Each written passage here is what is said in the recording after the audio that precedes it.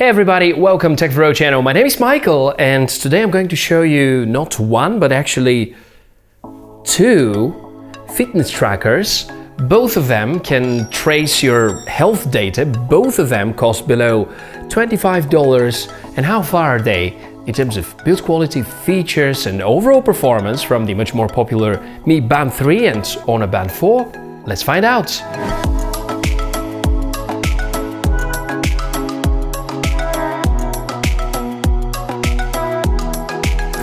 Let's begin with a more premium looking device, the CF58, which is a smart band in the form of a smartwatch. It is one of these devices that only have a model name, and then whoever purchases a big quantity may put any kind of label. This is why you may often see identical looking products which are offered or claimed to be manufactured by different vendors. The big disadvantage is that you will barely get any kind of support about these items, especially if you're looking to get regular firmware updates. But the main benefit is the price, because they get produced in massive scale. Sometimes you can get quite a lot of great features at a very affordable price. So often they're hit or miss. They can be a great deal for the money or rather a disappointment. The good news is that the CF58 model, so the Senbono, at least in my case, is fine and looks very promising. You can get it from AliExpress, and I bought it from Senbono because they have a relatively good rating, about 96% satisfaction, and seem to be focused on wearables. Now, to the device. It is yet another fitness tracker, although disguised under the form of a smartwatch. To the highlights, it has blood pressure measuring possibility, it has heart rate measuring sensor, and the other usual goodies like stopwatch, pedometer, sport activity tracker and so on. It is offered with straps of a few different colors, and the straps are quick release enabled. And furthermore, the size of the strap is common, so it is easy to find a lot of alternative strap options should you prefer another color or material. For the 2 weeks of usage, I have no complaints about skin irritation. Most of the time it's very convenient to put on the wrist. The material is soft and rather comfortable. The screen is of a size 1.3 inch and visibility is acceptable in daylight conditions. It is not as bright as the Honor Band 4, but brighter than most current cheap alternatives.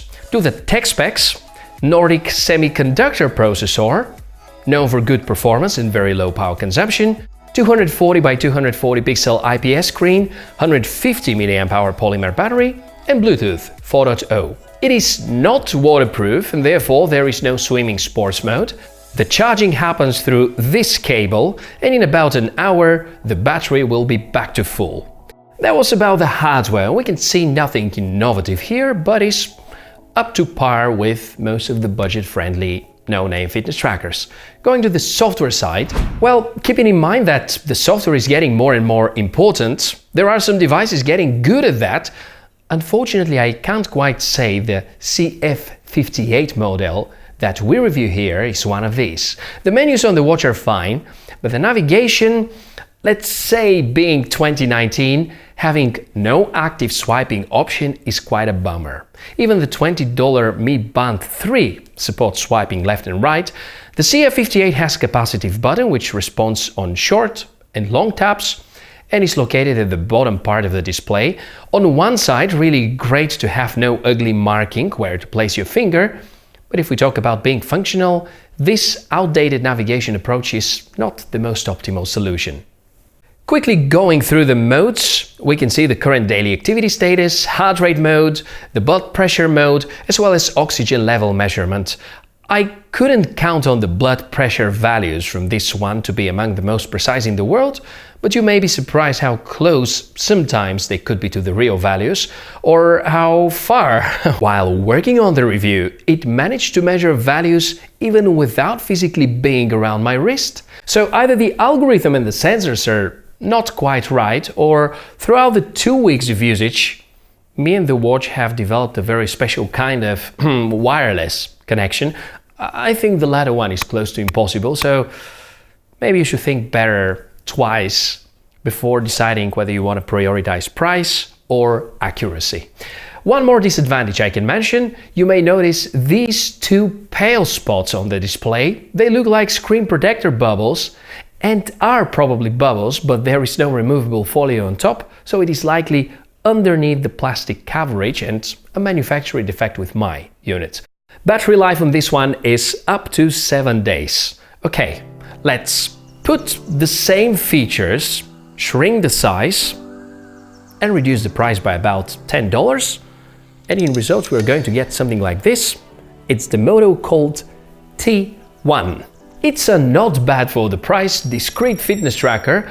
In fact, right now it costs between $50 and $20, and this is remarkable for the features that it packs. Called the T1, the Moto looks much cheaper and boring on the photos online rather than in reality, and in fact the design is good, and maybe only the budget shouting signature is the metal-looking bezel around the display. Build quality feels good, the strap is comfortable, so it ticks most of the boxes so far. In terms of hardware, matching the lower price uses a bit older chipset. The DA14585 has a smaller battery, just 90 mAh, but it lasts around 2 weeks. It has a 0.96-inch display, almost the same size as the Honor Band 4, and is bright and colorful. The software is not superb, mostly because the navigation feels like the previous generation of Mi Band, like the Mi Band 2. You don't have any swiping options, the only possibility is to use the tap functionality, and it responds to short and long taps in order to go through the menus.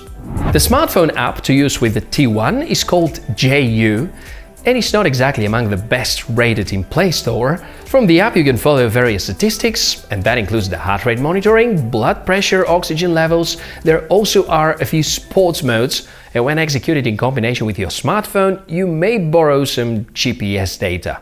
The battery life on the T1 is not superb, and most of the time you're getting about a week, if you're lucky. And in my case, maybe there was something wrong with the battery status indicator, because for 5 days it was showing full battery and then dropped to 0 within a few hours. So if you need something truly budget, if you find it at $15–16, it may be okay. However, if you have to choose between this one and the Mi Band 3 at around $25, there are plenty of reasons to go for Xiaomi's Band. So, conclusion time. Two really affordable fitness trackers. This one is around $25, this one is between $16 and $18 in most of the website stores. And they're not too bad. I mean, measuring blood pressure, oxygen levels and heart rate, you can still get a lot of good data even with the sport modes. Because I made a reference to the Mi Band 3 and the Honor Band 4, if you haven't checked the detailed review and comparison between both, you can do that right here. And how far are they in terms of build quality and functionality? I don't know, maybe not that far. I need to underline that neither of these is medically certified, so nobody would guarantee that the values that these bands are providing are actually accurate. Well, that's been all for this episode. What I want you to tell me, please, is whether you're ready to trust your health parameters to such an affordable smart band. And tell me in the comment section right below the video. I'm mostly seeing my stomach now. Oh, some comments as well. So yeah, get involved.